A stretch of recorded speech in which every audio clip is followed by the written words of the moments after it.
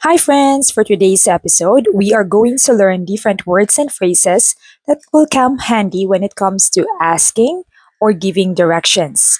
If you're ready, let's get started. Sulod or sa sulod, which means inside. Sulod means inside. Gawas or sa gawas, which means outside. Gawas, outside. Asa ang iring? Where is the cat? Naaba sa sulod or sa gawas? Don't forget to hit the pause button before answering. And the correct answer is sulod. Ang iring kay naa sa sulod sa box. The cat is inside the box. Atbang or atubangan sa. In front of. Atbang, in front of. And the opposite of that is likod or behind. Likod or likuran, behind or back. Kinsa ang naa sa atubangan sa iro? Is it the cat or the kid? The correct answer is the kid or ang bata. Ang bata kay naa sa atubangan sa iro. Tunga. Tunga means middle. Tunga, middle. Which of the two pictures shows the penguin na naa sa tunga? Tunga.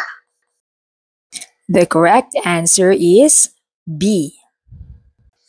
Layo. Layo means far. Layo, far. The opposite of that is duol. Duol means near. Duol, near. Asa sa duha ang duol sa lamesa? Is it the ball or the car? The correct answer is the ball.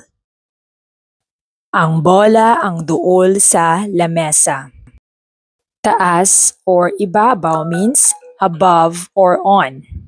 Ang bola kay naa sa taas sa box or ang bola kay naa sa ibabaw sa box. Ubos or ilalo means under or below. Ang iro kay naa sa ubos sa lamesa. The dog is under the table. Which of these pictures show ubos or ilalom? Is it A or is it B? The correct answer is B. The words kilid, daplin, and kiliran means beside. Beside. Which picture shows the owl na naa sa kilid sa box? Is it A or B? The correct answer is B. Dinhi means here. Dira means there. Taas or sa taas means up. Baba means down. Which picture shows taas? Is it A or is it B? The correct answer is A.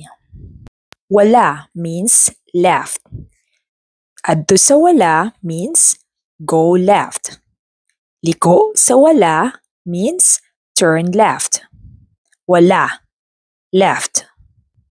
Tuo means right. Liko sa tuo means turn right. Adto sa tuo means go right. If someone says, adto sa tuo, which way should you go? Is it A or B? The correct answer is B. Derecho means straight ahead. Kini means this. Kana means that. Hope you learned something new today. Hangtod sa sunod. Salamat!